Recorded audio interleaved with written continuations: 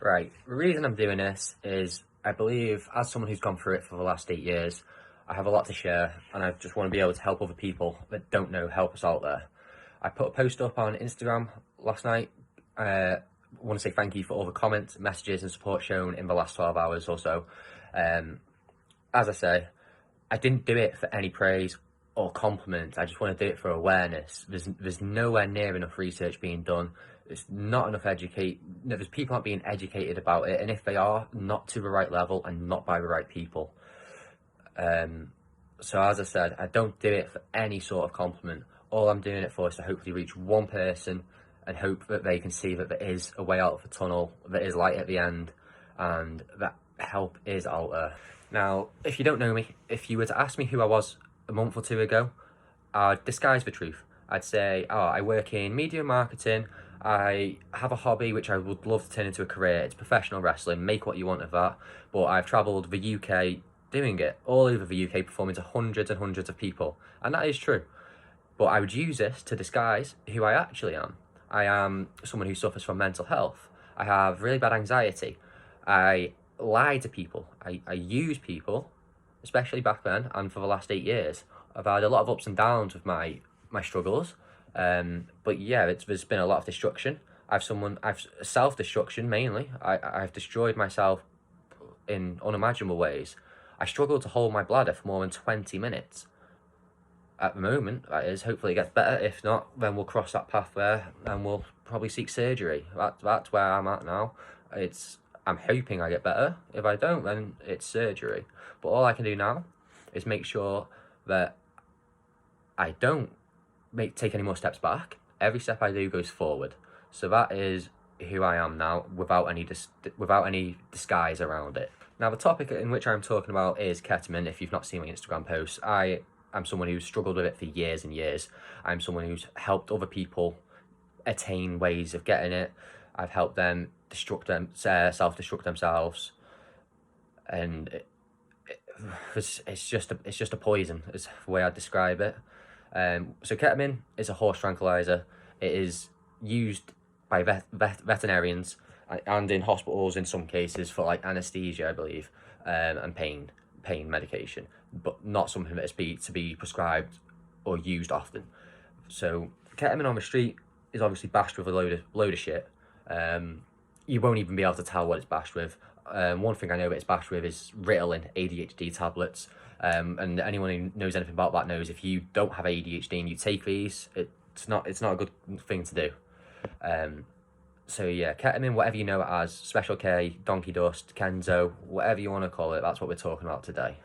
Now, the damages that it does, I believe it is the most damaging drug on a short-term scale, in terms of others. Yes, heroin will destroy you. Yes, coke will destroy you. Yes, alcohol will destroy you. Any drug can destroy you. But the damage I have experienced and I've seen others experience, it's horrible. First of all, it's going to attack a number of different things. It won't be the same for every person. I've noticed it hits people differently, but there's one factor that comes to most people, and that's their bladder. Your bladder, you have a lining in it, and I watched myself over a number of months, like urinating my bladder lining out. I could see my bladder lining come out in my urine.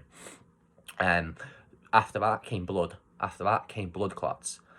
And while this is happening, it hurts. You can tell that it's gonna hurt, but you don't understand how much pain you suffer with.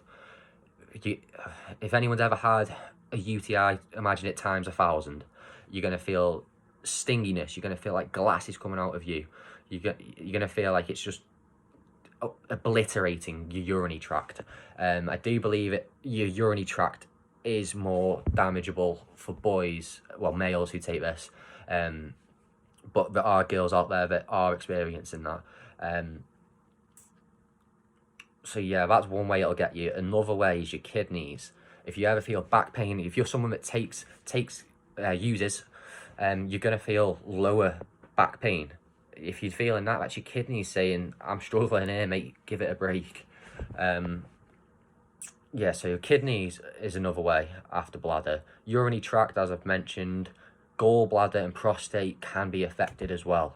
That seems to be a lot less of the time, I believe, from what I've seen. Also, one of the more common ones, actually, which I should have mentioned previously, is people's stomachs. People can get stomach ulcers, stomach cramps, which make them feel like they're in the same pain levels of giving birth. I've seen people pass out from stomach cramps. I've experienced them only a few times. My problem specifically is my bladder and urinary tract, and then my kidneys follow that. But stomach cramps I've only encountered a few times. So that's the physical. That's just the physical side of it. Mentally, people lose their head on this stuff. People lose their head on this stuff, and mentally, you're going to become addicted to it, obviously. But for like other drugs, they have a physical craving. Say you've took something else, and then like 5 minutes later, you're like, yeah, I'll have some more of that. You don't necessarily get that with this. You just get a mental dependency. Like, you can't live life without it. You're not living life on life's terms. So yeah, mentally, it's going to destroy you. And then socially, it's going to destroy you as well if you are using it consistently. You might say, how can this destroy me socially? It's a party drug, it's a rave drug. Yeah, if you're doing it in that case, then it's still not right. But yeah, you'll be social there, but if you're using it at home, using it at work, using it to get through your day, you're going to end up not being able to socialize because your bladder's going to be destroyed. You're going to be constantly ill. You're not going to be eating enough. You're going to be dehydrated. You're going to be unhealthy. You won't have a social life. I am experiencing this now, even still after being clean. I've spent months in my own hell, my own prison. I've self-imprisoned myself by taking what I've took. So that's the social side. So that's the social side of it. There's also the financial side of it. If you build a tolerance to it, and the tolerance builds quick. At the highest, I was using up to 14 grams a day, which, for those of you who know, well, I'll tell you how much that could be. At the time I was using the 14 grams a day, it was costing me what, 180 quid a day. 180 quid a day. I was earning what, 100 quid a day, around that. So I'm already suffering financially. So yeah, that was my highest sort of usage. I've had experiences where I've not used for a couple of days, but then I fell straight back into it because I've never seeked help. It took me so while to accept that I was an addict. Even after accepting I was an addict, I didn't accept I needed help. I knew I was an addict, but didn't accept I needed help. How does that work? My ego got in the way. I was too arrogant. I believed I was better than people that needed that, and I'm not. I'm above no one. I've learnt that in the past month. I am above no one. So just to overview that section, the damages it can do, it happens in such a short space of time. Other drugs, it might take 10 years. It might take 5. I've seen this take people into unbearable states in sort of a year.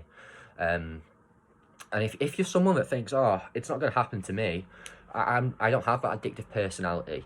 All it takes is life to throw an obstacle at you, and then you know what this can do. It will help you with depression for the short term, but then it's going to do the exact opposite long term. You're going to become more depressed than you were for the reason you use this. Yes, it's a party drug, but there are medical research places in America that issue this out as antidepressants, which is, it's different. You can't compare that to picking up off someone, because it's different stuff.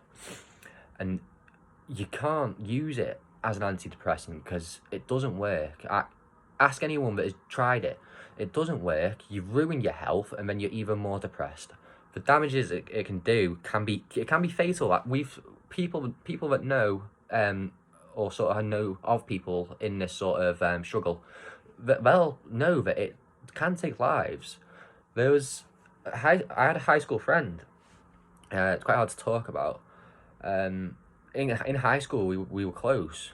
Both played football together, met up after school, and it might have been a number of things, but it definitely had ketamine involved.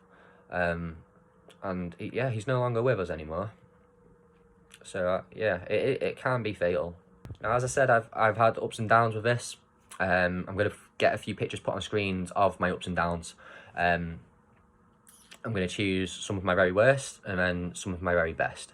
The problem with my ups and downs were as I said previously, I had an ego.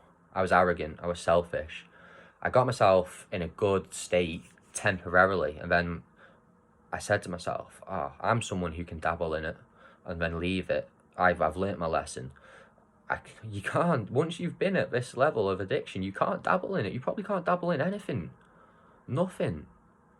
Because your brain, if you're someone with addictive personality, you have that voice in your head that'll tell you bad things to do. Keep using.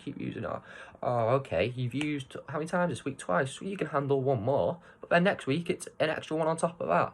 The week after that it's even more. It just doesn't work. You can't dabble in it.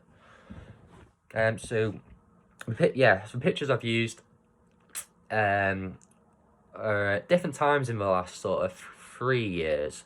Earlier into my addiction, I didn't really want to take photos or anything like that of myself at my worst, because it's not your best you don't want to see that. But during my sort of battles with this, I've realised that if I'm someone who's battled it to a high level, maybe I can help someone else. I can show them how far this can take you into pain and misery, but I can also show them that I have bounced back a few times. So the pictures I've used are these ones.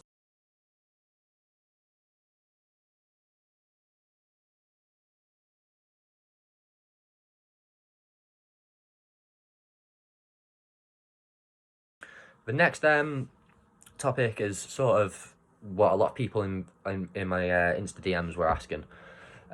What help is out there? What help has helped me? So I'm going to list what help is out there and then go through the ones that I've tried, experienced. So obviously you've got the doctors, probably your first step, probably followed by the hospital, just to check your physical health. If you are unfortunate, they will do a cystoscopy. If you don't know what that is a camera into your bladder. For a male, the quickest way and most safe way for them to do it is down your urinary tract, down your shaft, down your penis. And they do this while you're awake. Yes, I've had it done. They do this to check you haven't got cancer, which has to be done, obviously. But while they did this to me, I could see the inside of my bladder with the camera that was in me. I had like people holding my hand. I'm tensed up, pretty much screaming in tears. And then what they did was, it was useful in a way, but it broke me down. They said, look at your bladder. I looked at the screen. It was just covered in scar tissue, covered in blood clots. And they told me I had, how old was I when I had this done? I think I was 22 when I had this done, maybe 21. No, yeah, 21. And when I had this done, they told me I had the bladder of an 80-year-old man because of what I'd done to myself. Yes, the bladder is one of the best healers of organs in your body, but damages can be irreversible from this drug. People have their bladders removed. People have a bag to piss in. It's not a life you want at all. But if that does happen, that's not the end. You can still make something out of your life. There are people out there with bags. Yes, it's took a toll on you and has impacted your life greatly, but you can still make something of yourself. Luckily, I'm at a point where I hopefully believe I don't have to take that step. If I do, that's the price I've paid. So yeah, hospitals and doctors we're going to put together, because the doctors, they don't really know much about it, so they're going to refer you to hospital to get checked up, and they're also going to refer you to probably some form of local sort of counselling or something like that, which I went to. I signed up for it or whatever, and then got referred to another place because they said that they couldn't help me.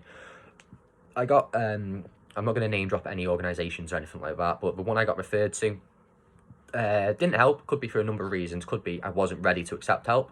But I'm not knocking what the work they're doing, but for me, it didn't help me because they had me speaking to someone who, yes, they are qualified, but they hadn't experienced any drug abuse. They've not took a single thing in their life. They come from a very privileged lifestyle. where, yes, it's great what they're doing, that they want to help people like me and people struggling, but they haven't experienced it. I firmly believe the best people to sort of either put someone on the right path or be the main source of their sort of recovery is they've got to be someone who has gone through an addiction, not necessarily the same addiction. I've got peers that have very different addictions, but because we have similar personality traits, similar lifestyle, similar background, I connect with them. You'll probably find there'll be different people you get different sources from if you put your effort in and find help properly. So yeah, you've got doctors and hospital, then you've got sort of counselling sessions, therapy, which come in different forms, and then after that, I'd say you've got NA, which it means Narcotics Anonymous. There's different forms of it. You get CA, which is specifically for cocaine, but anyone can attend it. Same with AA, Alcoholic Anonymous. Just because you do a specific thing doesn't mean you have to stay with that specific group. Some people from AA enjoy NA and CA, and you can mix which ones you do. So yeah, NA, it's what I'm currently doing now. Basically, I'm attending one in-person NA meeting, and then I attend 3 on a Zoom call on other days.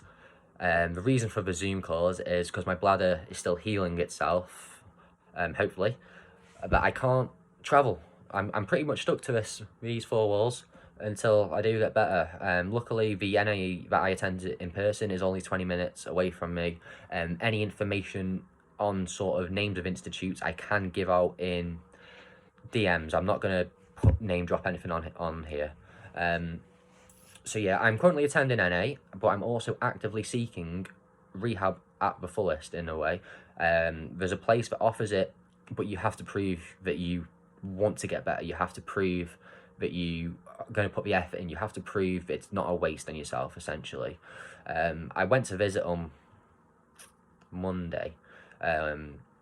It's over 2 hours away, and it was hell getting there. We had to stop about 15 times each way just so that I could urinate. But once I was there, I had a look around the place, attended a class. I was like, yes, I could probably keep with my NA and not do this, but I don't want to risk the chance that if I didn't accept the place there, if I get offered it, that I'd be risking another relapse. I've had 3 major ones which have continued on for years at a time. I have not got another relapse in me. I can't do it again. It's just so if I get offered that place, if I get offered any other form of sort of help like that, I'm open to do anything and everything that gets put on my pathway. As I said, it can be fatal. I've not got another relapse in me. So they are the sort of forms of help out there. There will be other ones, sort of in between places. There's help with people who are sort of struggling with housing after you get better, or temporary accommodation. Luckily, I'm not needing that, so that's one thing I am grateful for. But that is an overview of the help that is out there. Following on from what help is out there, I've got sacrifices wrote down. So sacrifices can mean obviously it can be a few different things. The sacrifices I've had to make, because I was so far into a bad way with my physical health, I've had to tell my work everything. They already knew I was calling in sick a lot. My work wasn't being done properly. I wasn't being a good employee. But I told them everything, and they said, "Look, we're so happy you've told us." What they've done for me is they've not fired me. They support me. I actively speak with them. I had an hour phone call with one of the bosses, if you say, and she told me a number of things. Obviously, I can't tell too much because it's not my stories to tell, but she just made me know that I'm not alone. There's other people out there. This happened before this happened sort of the first couple of days I accepted that I need proper help. So that was one sacrifice I've made, is telling work everything and taking time out of work to focus on my weekly schedule that I have of CA Zoom calls, resting, in person, and just making better choices. Even like part of my schedule is I've like, because you're so far gone and so far broken, you have to sort of sacrifice putting yourself back into normal life. It sounds fucking disgusting, but a lot of people who have suffered with addiction, they'll be able to agree. There's times where you won't shower for a few days. You don't look after yourself. You don't eat properly. You don't drink enough water. You don't do basic things you need to do to be normal, as you'd say. So that's sacrifices. My weekly schedule and work, like I've had to change it completely to focus on sort of my own rehabilitation and recovery. So that's one sacrifice. Another sacrifice could be your family. You might not see them for a while. Luckily, I have a very supportive family. In this current sort of time, I see my mum a lot less because I'm living with my sister. She has given me a chance to prove that I want to get better. She's tried to I'd use the word force, but yeah, she's forced sort of treatments on me before in the past, but I didn't accept I was ready to get better. It didn't work because I didn't accept it. So you need to be able to accept help, and that you need to be open-minded with it as well. So another sacrifice is your family. You might not see them for a while, but they're going to be so much happier knowing you're doing what you need to do. Same with your friends. Knowing you won't see them, they will miss you, you'll miss them, but you might not even speak for a while, and you need to just come to grips with that. If you are someone that needs proper help, you're probably not able to see your friends without triggers going on anyway, making you crave stuff. Even if I see good friends, say we go back 2 months and I was seeing good people, good friends who don't use anything, I'd feel sort of, it'd be my ego again. My ego would kick in after I've seen them. I'd go pick up. So because I can't see them until I learn how to deal with my emotions, my cravings, then I'm not going to see them for probably a couple months. Then that's fine. I was lucky enough to see some of the boys from the wrestling company that I work for, train with, whatever. There was a show quite local to where I'm sort of staying, and I seen the post on the day of the show. I had already told all of them lot what was going on. They've seen a lot of shit with me over the last sort of 8 years. So they knew why they hadn't seen me for a while, and I messaged the promoter, the owner, who I'm very grateful for. The stuff he's done for me over the years it's next to none. I just said, look, mate, I'm at that point I was 28 days. I'm 28 days. I'd love to be able to come see the boys put on a show which I'd normally be on. But my problem was, when I was on that show, I was use after it. So yeah, it took me a while to be able to go to see something I love doing. I watched it. I was dropped off there and picked straight up, because I can't be left alone currently. Not that I think at that time I would have craved anything, it's that people worry about me doing something, which is fair enough. There's very good reason for that. So yeah, sacrifices like friends and sort of hobbies, I'm going to put that together. Another sacrifice that you're going to have to do is probably you're going to have to be willing to sort of drop your ego.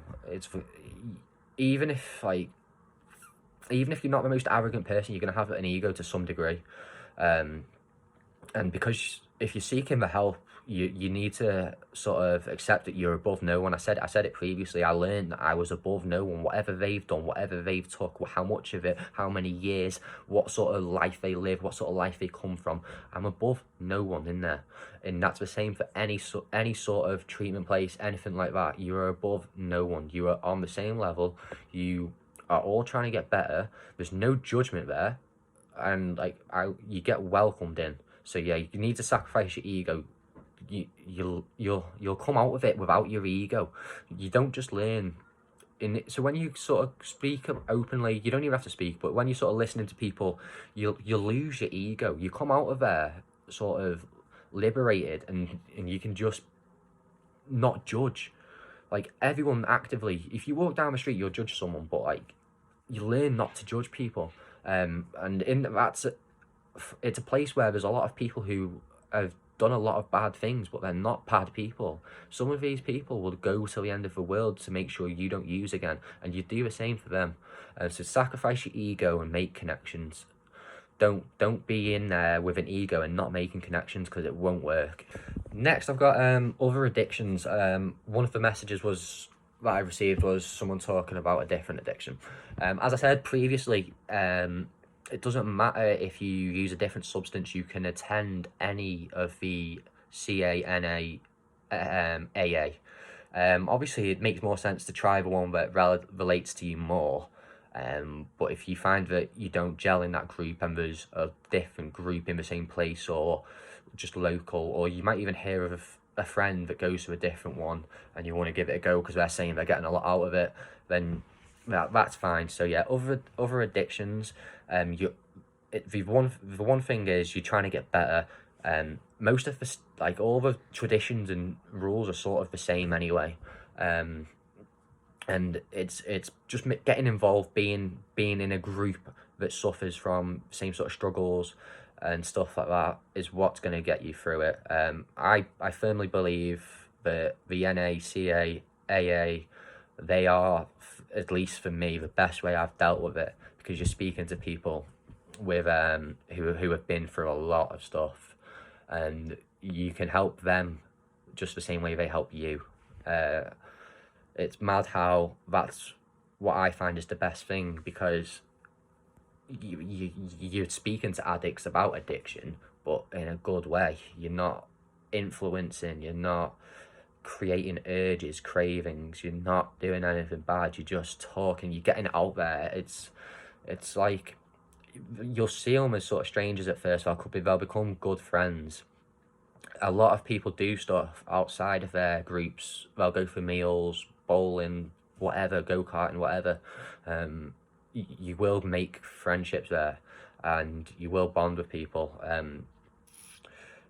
But yeah, so I've also noted down loneliness with this. So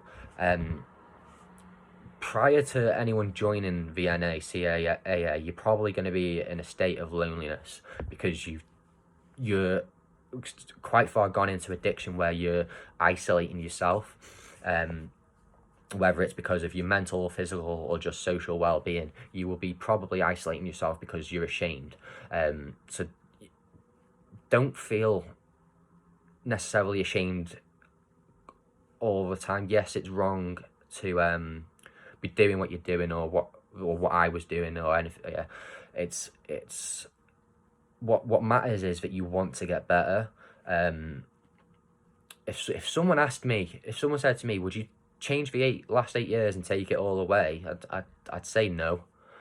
I'm not proud of any of it. I'm not proud of one single bit of it, really. But it taught me a lot. It's taught me a lot of things. So yeah, I wouldn't change it in any way. It's what makes us who we are. They say, a lot of people think that once you go through an addiction, and if you make it out the other end, that you become empowered, you feel like you can take on the world. Next, I'm just going to talk about sort of regret, and how sort of hypocritical it may seem of me to be able to say all these things when I was probably one of the worst people struggling with addiction, and specifically ketamine abuse, in probably North Wales. So yeah, I am very hypocritical in what I say, maybe, but I regret everything. So I hope the regret I feel outweighs how hypocritical I am. I helped other people attain get. I didn't feel good doing it at times, but it's what sort of happens when you're in that sort of cycle. A lot of people will be able to get theirs for free if they are doing certain activities, or making it cost a lot less, allegedly, that is. So yeah, I guess it is sort of hypocritical of me to say these things. And yes, I'm only 30. One second. I am 34 days. Yes, it says 30 days on my thing last night, but I got the keyring last night for 30 days, but my actual 30 days was Monday. And you might be sat there thinking, oh, what are you telling us about a few days difference? To an addict, a few days difference is everything. Like, you don't understand how each day can be a battle, a war. Some days might not seem like that, but like each day matters. So if you're 1 day clean, 2 days clean, well done. I'm proud of you.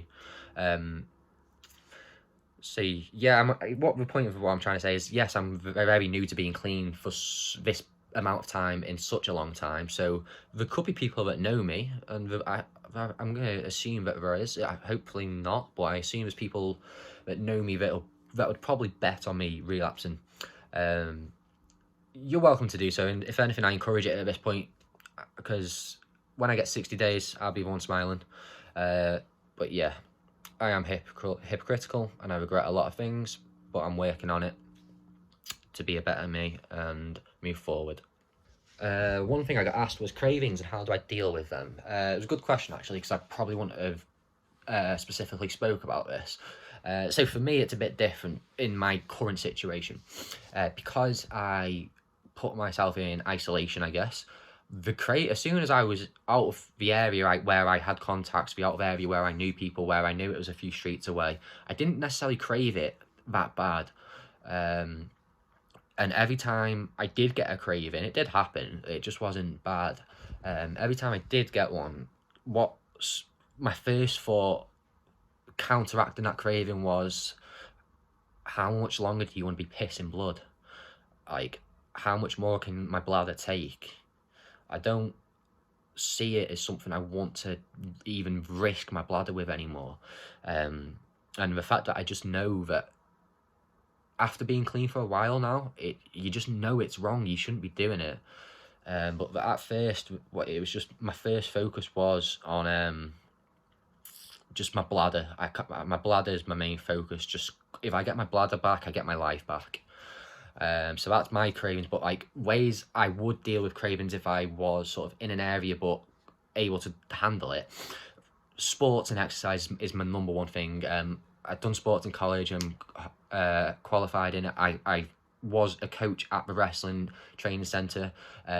So anything to do with exercise, it doesn't have to be anything physical like that. It could be cycling, walking. But yeah, take part in sport and exercise. If you're someone who is scared of sport and exercise because you've never sort of done it, never really been in a gym, seek out someone who has. They will help you.